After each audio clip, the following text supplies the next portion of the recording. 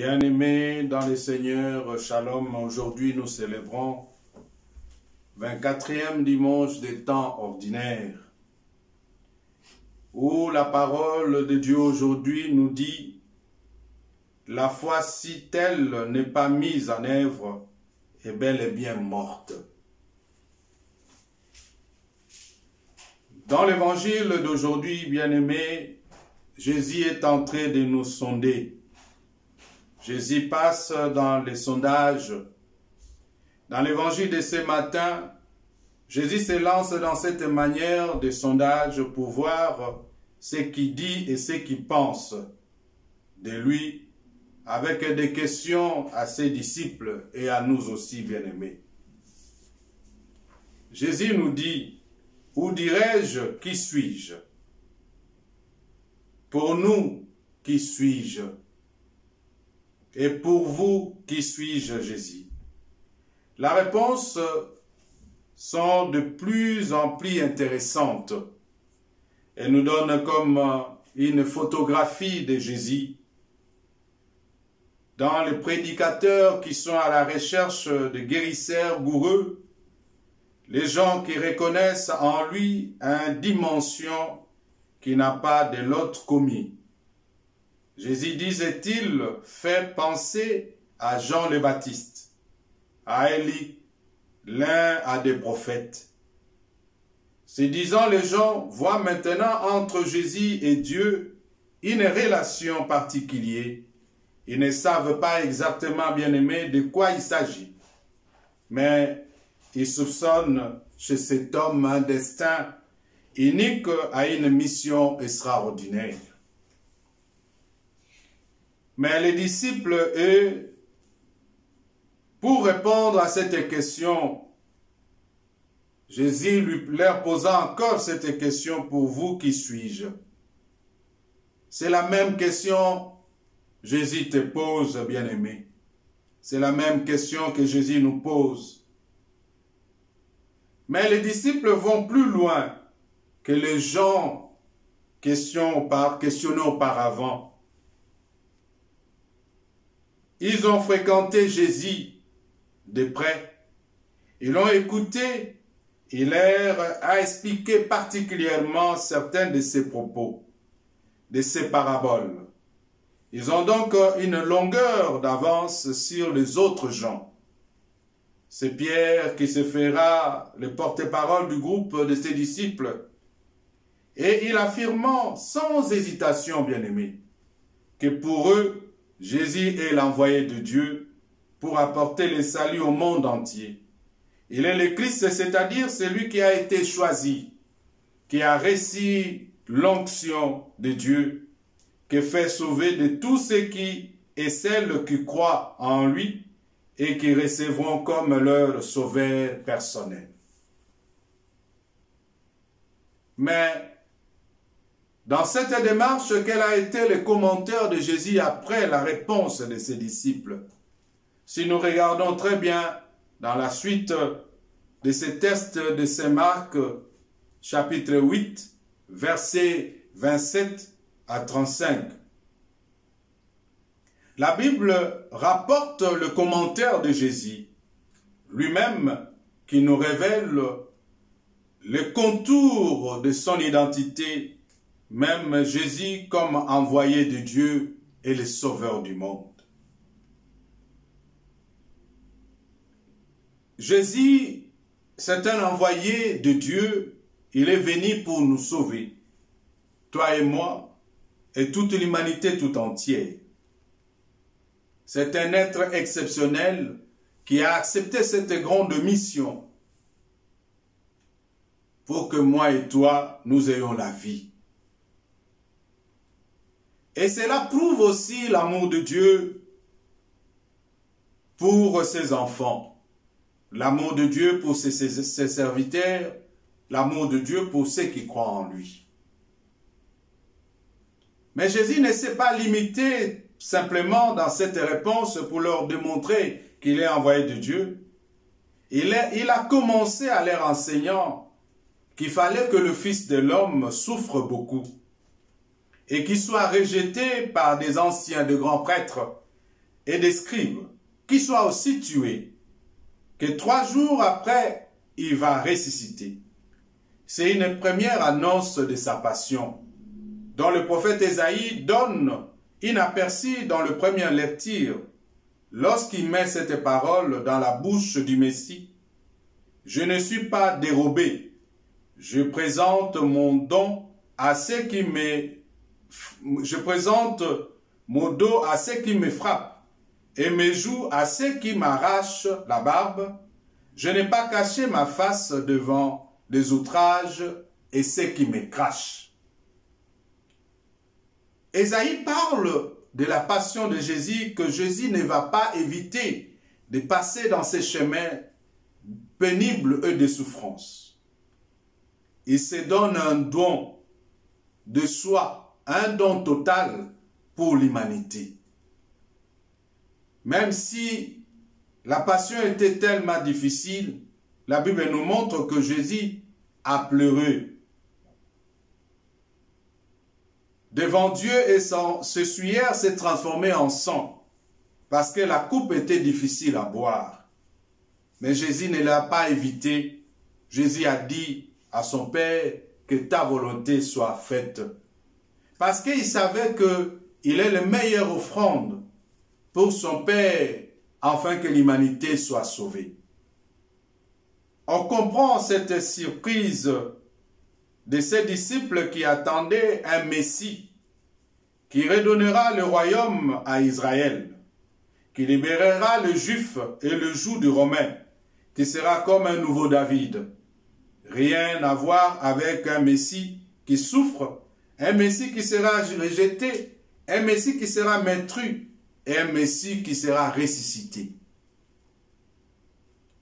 Et encore, Pierre a été surpris de cette parole et il s'est lancé à intervenir. Il prend encore la parole au nom du groupe en disant « Cela ne se passera pas ainsi. » Nous verrons.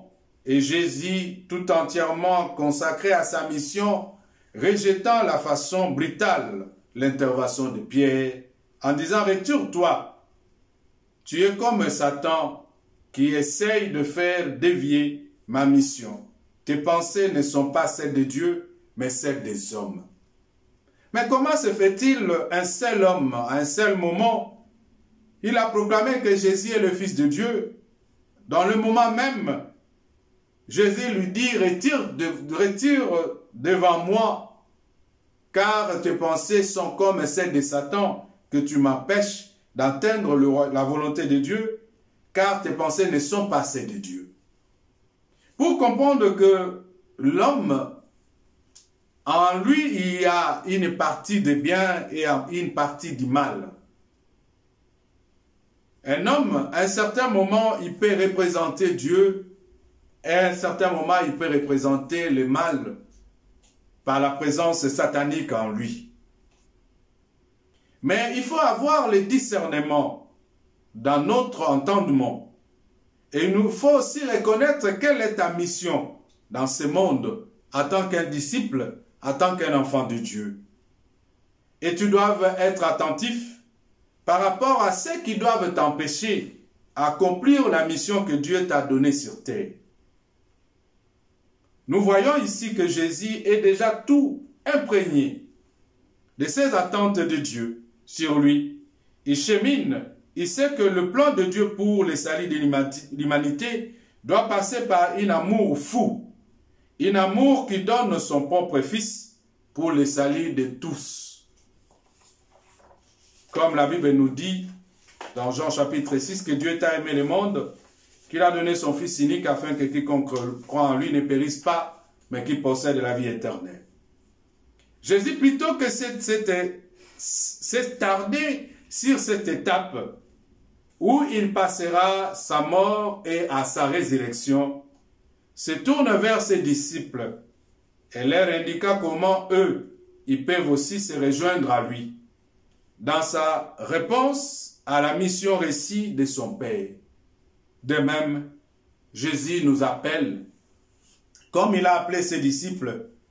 Nous devons savoir rejoindre Jésus dans sa mission pour sauver le monde, pour sauver l'humanité. Toi, l'homme de Dieu, toi, chrétien, toi, son enfant, son fils. Tu ne peux jamais te dire chrétien ou serviteur de Dieu si tu ne fais pas partie de la mission de Jésus. Si tu ne te rejoins pas dans cette mission pour lutter et combattre afin que le monde, l'humanité tout entière soit sauvée. Mais je sais, en écoutant cette parole, nous devons nous poser la question comment on les mettra-t-il en pratique? Comment nous devons participer à la mission de Jésus? Mais nous devons retenir, dans cette intervention de Jésus, il tient à des phrases très connues depuis les siècles, bien-aimés. La première, on dit si quelqu'un veut marcher à ma suite, qu'il renonce à lui-même et qu'il prenne sa croix et qu'il me suit. Je sais, il est difficile. Jésus nous demande de nous renoncer à nous-mêmes et de prendre la croix à la suite de Jésus. Mais Jésus ne nous dit pas qu'il viendra vers nous pour nous aider à porter la croix. Non. Il dit simplement, vous tous qui ont le fardeau qui pèse très lourd, déposez-le en dessous de ma croix, je porterai les vôtres, je vous donnerai le mien qui est plus léger. Mais Jésus nous demande avec nos fardeaux, cela veut dire nos problèmes, nos soucis, nos inquiétudes, nos échecs, nos malheurs. Nous ne devons pas rester endormis, nous devons nous mettre debout pour suivre Jésus. Ici, Jésus insiste pour que nous regardions vers lui, que nous puissions marcher à sa suite, prendre sa croix. N'est d'autre chose que imiter Jésus, bien-aimé, que de le suivre et d'emporter. Et ce qui est important est la relation avec lui, qui entraîne à ses disciples dans celle que lui-même veut avec son Père. On voit qu'on est loin, bien-aimé, de cette estime d'une recherche de sacrifice, de mortification, les croix sont plutôt marque ensuite de Jésus. Ils font que notre vie, tout le jour, soit unie à celle de Jésus. Mais deuxième phrase que nous devons retenir ce matin, bien-aimé, car celui qui veut sauver sa vie, il le perdra. Mais celui qui perdra sa vie à cause de moi et de l'évangile le sauvera. Mais la question que nous devons nous poser, perdre la vie ou sauver, mais de quelle vie s'agit-il que Jésus veut nous parler ce matin? On n'a qu'une seule vie, bien sûr. Je sais, nous tous on a tendance à dire que nous avons qu'une seule vie, qu'on ne peut pas le mettre en péril, que nous devons le préserver, parce que c'est très important pour notre vie. Il est donc important de la diriger dans le bon sens. Jésus ici nous invite à faire le choix qu'il propose et de mettre à la base de ceci les béatitudes qui sont là, la carte d'identité des véritables disciples de Jésus.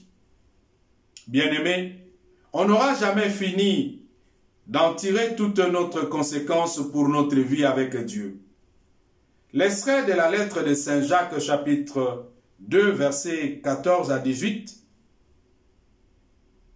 lit dans le deuxième épître d'aujourd'hui, nous invite à ces mots. Si quelqu'un prétend avoir la foi sans le mettre en œuvre, à quoi sera-t-il? La foi, si elle n'est pas mise en œuvre, est bel et bien morte. Constante, cette lettre remarquable attribuée à Saint Jacques. Oui, quand nous lisons cette parole, Saint Jacques nous dit, si ton frère il a foi, il n'a pas des habits et il a faim, il vient chez toi, tu lui dis non, va dans un coin, prends du feu et sans lui donner la nourriture, ta foi est une foi morte. Et il dit, montre-moi ta foi et moi je te montrerai mes œuvres. car c'est les œuvres qui tendent vers la foi. Et une foi sans œuvre, c'est une foi morte. Mais qu'est-ce que tu fais avec la foi que tu as? Tu dis tu crois en Jésus. Tu dis tu l'aimes. Tu dis tu es un homme de Dieu. Tu dis tu es servant de Dieu. Mais quelles sont tes œuvres? C'est en voyant tes œuvres qu'on peut estimer ta foi.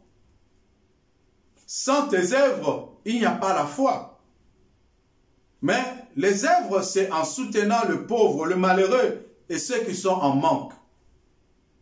Les œuvres, c'est en allant vers la suite de Jésus et marcher selon sa volonté, en mettant sa parole en pratique. Parce qu'il dit, ce n'est pas ceux qui disent Seigneur, Seigneur qui hériteront le royaume des cieux, mais ceux qui écoutent la parole du Père et les mettent en pratique. Malgré on dit la foi est une ferme assurance, on sous-entend quelque chose dont on n'a jamais vu. Mais la foi est accompagnée toujours par des œuvres. Pose-toi la question, qu'est-ce que tu fais comme œuvre qui prouve vraiment aujourd'hui ta foi d'être un enfant de Dieu? Bien-aimé dans le Seigneur, mettons-nous dans l'œuvre. L'œuvre à la suite de Jésus, parce que Jésus lui-même nous a montré ses œuvres qui a affirmé sa foi vis-à-vis de son Père. En acceptant de mourir, en acceptant de porter la croix, en acceptant de s'offrir pour toi et moi pour que nous ayons la vie. Les œuvres de Jésus qui prouvent la foi, Jésus a guéri, Jésus a béni, Jésus a nourri, Jésus a délivré, Jésus a accompagné, il a consolé le cœur brisé, il a guéri ceux qui étaient malades, il a même ressuscité ceux qui étaient allés à la mort. Les œuvres de Jésus aujourd'hui, Christ nous donne la vie. C'est là qui montre la vraie foi. La foi, Jésus est demeuré ferme. Il a accepté la mission que son Père lui a confiée, même si c'était au prix de sa vie. Il n'a pas fait sa volonté, il a fait que la volonté de son Père. Soyons ce que Saint Jacques demande, les hommes et les femmes de foi qui accomplissent par leurs œuvres. Que cette Eucharistie d'aujourd'hui soit encore une fois une occasion de cheminer tous à côté de Jésus, qui ait une présence réelle par sa parole, par son pain, et à la table de la parole et à la table du pain, nous écoutons à nous et nous nourrissons de sa vie pour être, selon ce que nous demandons, des témoins, nous aussi, de l'amour de Dieu, pour toute l'humanité. Sois un témoin que quand les gens te voient, ils voient en toi que tu es habité par cet amour de Dieu, de cet amour à la recherche de sauver l'humanité, à la recherche de rachat de son peuple et de ceux qui souffrent et ceux qui sont en manque, ceux qui ont besoin de notre soutien. Nous devons y être toujours présents pour leur apporter cet amour de Dieu qui nous a donné. Ceux qui ont les oreilles, qu'ils entendent, ceux qui ont le cœur, qui les gardent, ceux qui ont la volonté, qui les mettent en pratique. Mettons-nous debout pour rendre grâce à Dieu.